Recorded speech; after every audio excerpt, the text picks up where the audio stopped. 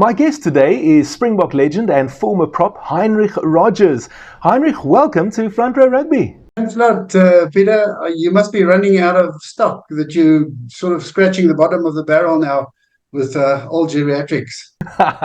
No, not at all. Remember, I make the point always, if you have played for the Springboks, that makes you a hero and a legend, 100%. You just keep in mind, I'm now at the age where the older I get, the better we used to be. Just before we begin our interview with Heinrich, let's have a look at the trivia question for today. In 2000, who replaced Nick Mallett as the Springbok coach? If you know the answer to that question, you can put it in the comment section down below. We'll also find out if Heinrich knows the answer to that question, but we'll do that at the end of our interview. Heinrich, let's get started in 1992. You were 30 years old at the time when South Africa returned to international rugby against New Zealand and Australia, but I'm keen to hear from you just before it was announced that we were returning to international rugby. How close were you to retirement? You know, at 30, you're probably nearing the end of your career at that time. These days, the guys start, thinking of retiring much later, 35 or 36, I would say. But in our days, if you got to 30, you were getting close to retirement. But at least we got the word that international rugby was going to open up, and it obviously boosted energy a lot. And I gave myself sort of a good chance to make it still. I eventually retired at 33, which was in those years deemed a sort of late retirement, definitely not today. How excited were you to find out that you were in the squad to play the All Blacks and the Wallabies? Obviously, a schoolboy dream. You hear this a lot. For every little boy who grows up playing rugby, the All Blacks is the ultimate test that you want to play. And I myself spent a year in New Zealand as a youngster, sort of just after my national service training. I lived in New Zealand for a year, and I played for the County Colts.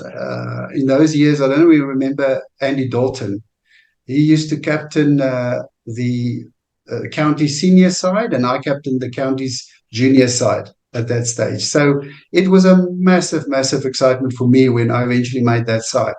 Remember, at that stage, I played in 2 tests in 1989, which were my first 2 tests against the World 15.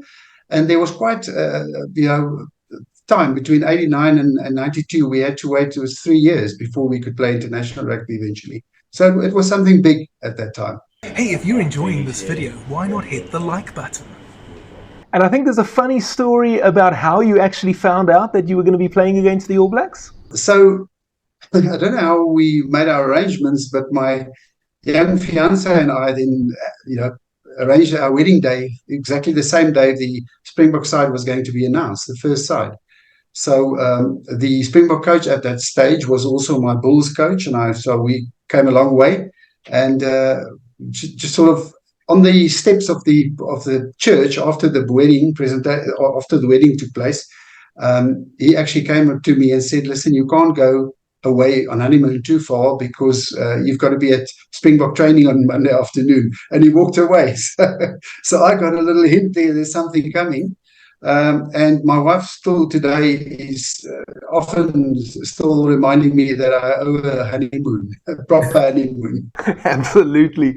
Okay, so Heinrich, I actually had Ian MacDonald on the show a few episodes ago. I'm going to put a link up to that over here. And he said that it was actually a miracle that the Springboks got so close to the All Blacks, 27-24, as we know was the final score. And Ian said that one of the problems was that because there were so many guys in the team that had never played for the Springboks before, that inexperience was actually something that was a massive disadvantage. Would you go along with that? No, absolutely. Even in today's rugby where there's so much happening, you need consistency, and you need a team that has played together for some time before you see success. And Ian is quite right. I agree with him. There's a lot of different players thrown into the mix at that time.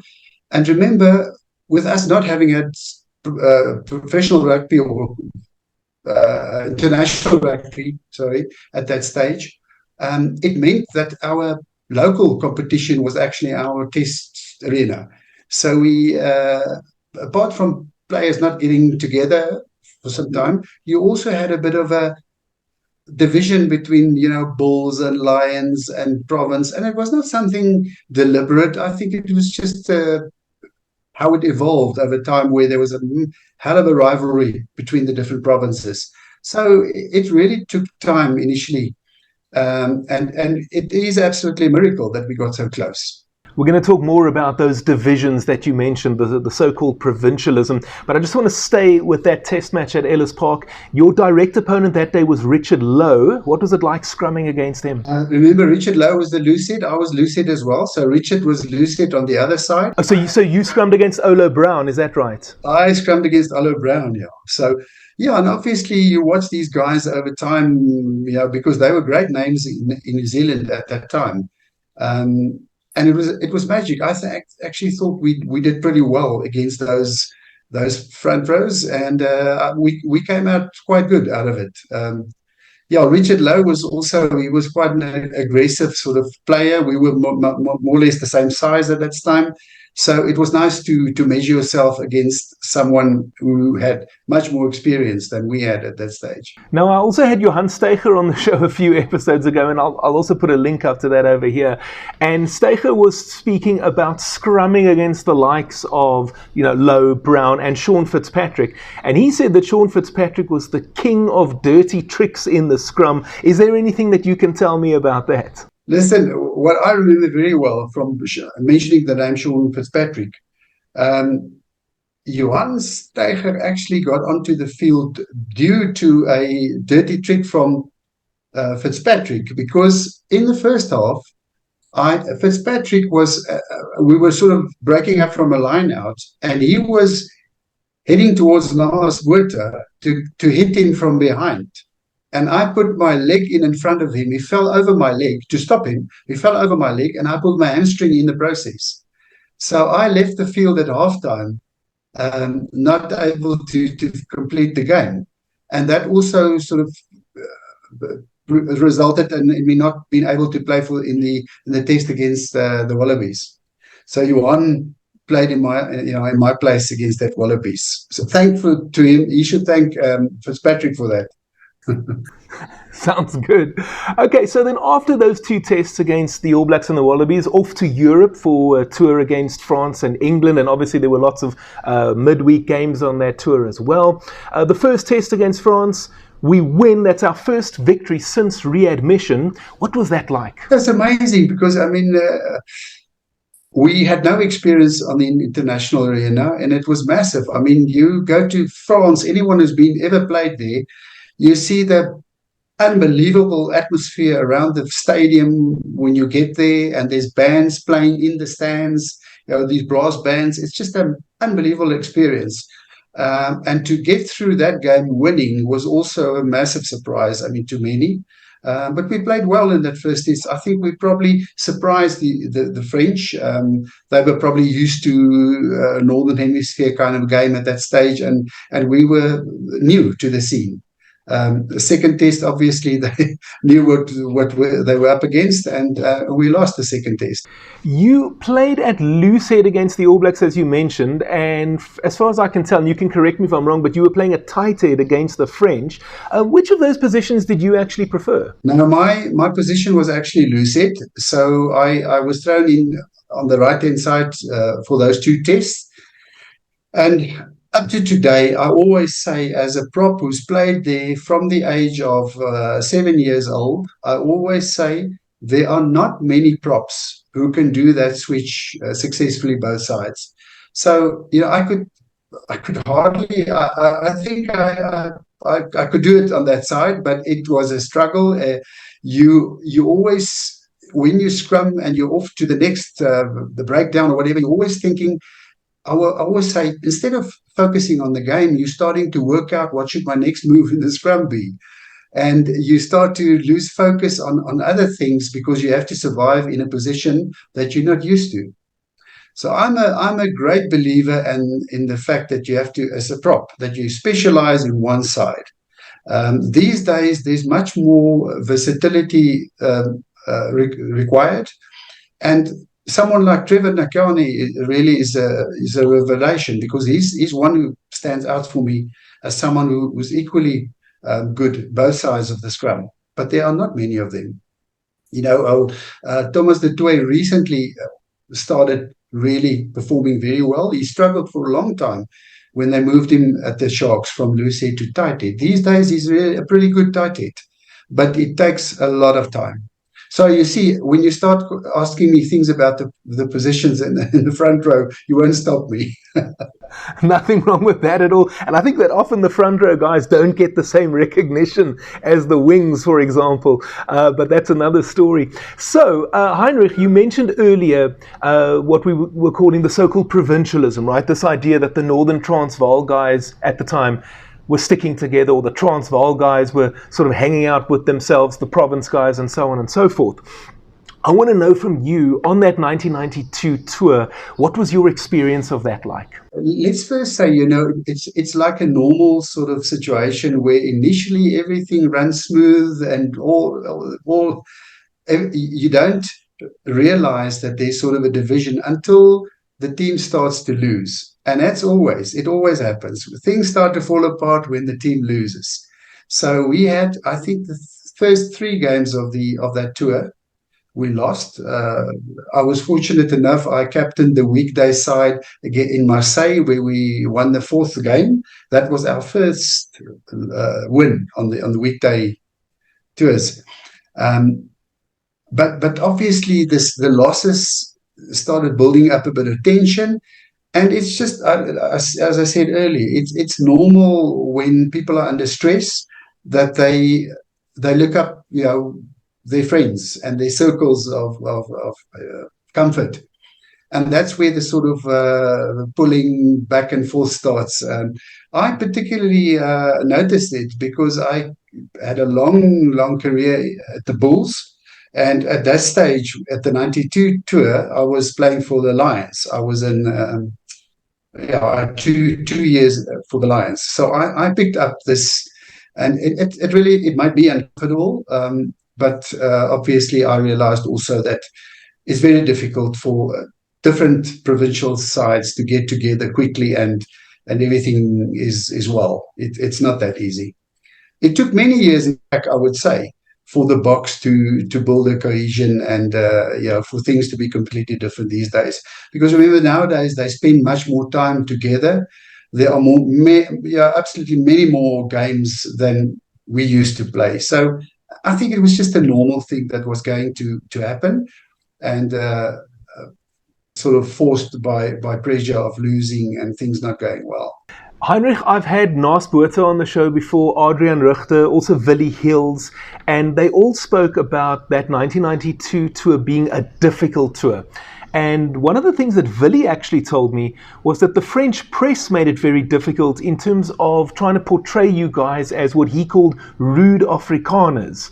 And Adrian Richter actually made the point that the French would put you in a nice, beautiful hotel in the middle of Paris, but then the training facilities would be like a 2-hour drive away from there. How did you experience the difficulties of that tour? They made it very, very tough. Absolutely. We ended up, I remember one particular, I can't remember the town's name. We ended up quite far out of town. And the hotel they put us up in had beds not long enough for the locks in the team. So we had to suddenly on tour find a new hotel just for the locks to have comfortable sleep as well. So there was a lot of disruption on that tour that people weren't aware of. I'm thinking of for example, the test in Paris. We lost. We ended up at the after-match function. I don't know whether some of the other players told you. And the French, was it the test in? Yeah, the test in Paris. That's right. And the French celebrated in their change room or wherever. We waited all night almost for them to arrive at the function. And by, I think, about 12 at night, the team together, Naas made the decision with the manager, maybe Milan at that stage, to leave the function. And so we left as a group without the French arriving. So that was a massive outcry in the media. So I would say that we it was probably wrong on both ends. But you understand, if you there as the guests, that we should probably have been notified earlier that the function was only going to start at 12. But that's how the French operate. I mean, they start at late evenings. We were new to all of this, so there was a lot of learning at that time. Did you at least get to experience any lighter moments on that tour? You sort of picking my brain here, and I'm very far back. But no, there's lots of fun when you're on a tour, and sort of the old refrain, what happens on tour stays on tour kind of thing. No, but it was a great tour. In the end, with all the pressure and all the stress we had, all the losses and things not going as smooth as we thought it would be, it was great. It was a fantastic tour and something I'll cherish for the rest of my life. And then, Heinrich, after that tour, that was also the end of your test career as a Springbok. And I mean, I think you only played 5 test matches. And we know that there were obviously mitigating factors, obviously the politics of the time. And then John Williams was replaced by Ian McIntosh, and he didn't select you. When you look back now, do you have any regrets? No regrets at all. I mean, obviously, you would have loved to be able to play international rugby at an earlier stage. But that's what we had at the time. We enjoyed it. The rivalry amongst the sort of the provinces at that stage was great. So it was our test rugby that we played. And I had a fantastic career. You know, I'd really, really enjoyed every moment of it. Made great friends across the world. There's absolutely no regrets. How much would you have liked to have played professional rugby? Can you imagine? Yeah. I ended my career in 1994. That's when I stopped. So earlier, you'll find this interesting. Earlier in 95, one of the clubs in Pretoria called me and said, listen, you've got to think of it. Professional rugby is going to start soon. Why don't you play again? And I said, listen, now I've had my time. My time has passed, so it's time for me to rest. And he convinced me by saying, listen, and I said, I'm not in contention anymore. And he said, listen, but if there's 2 or 3 injured players, you're next in line. You've got to be ready. And I said, I'm normally, quite fit and made sure that I arrive at the season quite fit. And he said, but the only way for you to get fit is to start playing rugby. So let's start at the second team. Come to training this afternoon. You'll play for the second team on Saturday. And so I went. I played for Pretoria Rugby Club's second team on a Saturday without much training. Well, I stayed busy, but not really fit enough for a proper game. And in the last seconds of the dying seconds of the game, literally, I got tackled and broke my leg. And as I got carried off the field on a stretcher, my wife came walking next to me, and I looked at her. I said, I think this is the end. So that's how my career finished. At the start of 95, just missing out on professional rugby. Oh, thank you for sharing that. But what a sad way to end, isn't it? Okay, so let's have a look then at that trivia question again from earlier. In 2000, who replaced Nick Mallett as the Springbok coach? All right, Heinrich, do you know the answer? Wasn't it Jake White? Jake White came slightly after that, actually. The correct answer is Harry Viljoen. I think that's a name that you would be very familiar with. Of course. I had a great experience with Harry as coach of the Lions when I played there. So I have such a high regard for Harry, really high regard for him. A lot of people don't give Harry the credit that he deserves. I started playing for the Lions in 92. Yes, it was in 92. Harry took a side that were bottom of the log when he took over the Lions, and he got them into a Currie Cup final 2 years in a row. And by the time, and unfortunately, he didn't win the Currie Cup. So when he left, people forget that Kirsty took over. Kitch was a brilliant coach, but he took over a side that had experience playing together for quite some time and had experience of playing in finals. That made it much easier. So when Kitch took over, Lions won the Currie Cup. But that's what I say, people underestimate Harry's contribution to Springbok rugby as well. And he was also a very professional person, a very, very sort of modern thinking. So yeah, it's interesting if you're talking about coaches alone. Absolutely. And then, just before we wrap it up, just very quickly, you spoke about Kitch, you spoke about Harry. John Williams, you had him at Northern Transvaal still in those days, and then at the Springboks. How would you have described him as a coach? I always say, when people say who's the best coach you ever played under, it's a question that I would always answer in that you have different coaches who are, in your life and in your rugby cycle that you learn different things from. And, if you can pick sort of characteristics from every single coach that I've been through, you'll have a perfect coach. So John Williams, it's quite interesting. Maybe you'll find it interesting. I got to know him I grew up in Harry Smith in the Free State. We had a rugby tour in Natal South Coast, and he was one of the coaches at the coaching clinic on the tournament that I was involved in. So I'll never forget this. I captained my school side in grade 11. I was sort of something that didn't happen at that time. I was busy with my team talk at halftime, and I got a sort of knock on my shoulder, and it was John Williams behind me. He said to me, come and see me after the game. So that was in grade 11.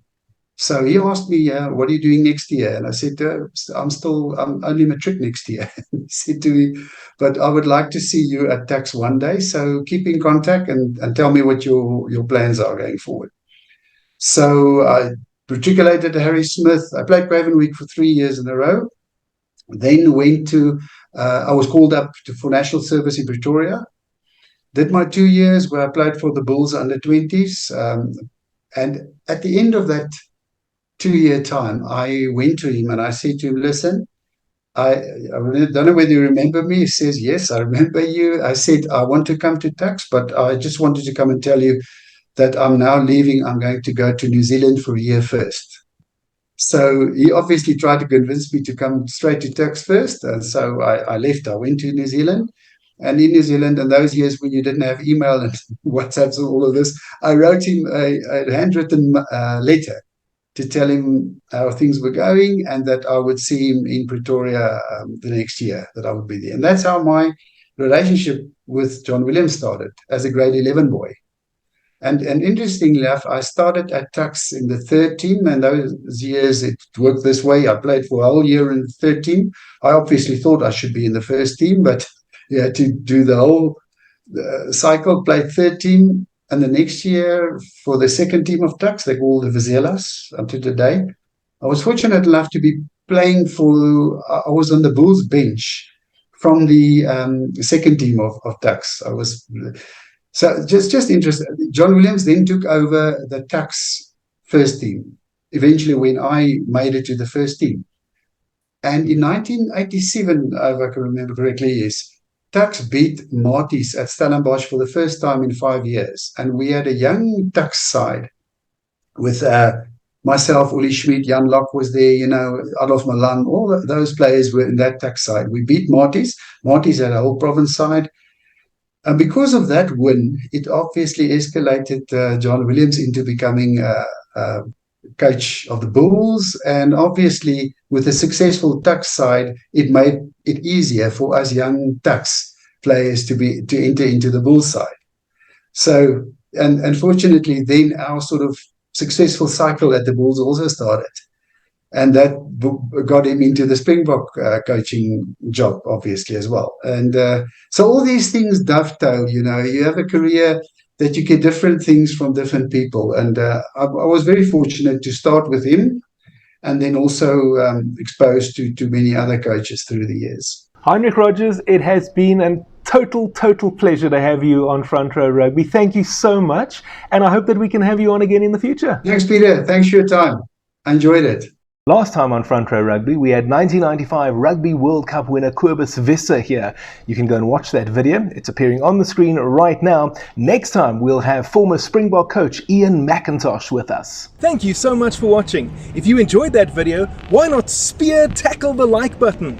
You can also subscribe and hit the notification bell so you don't miss any content from Front Row Rugby. See you next time.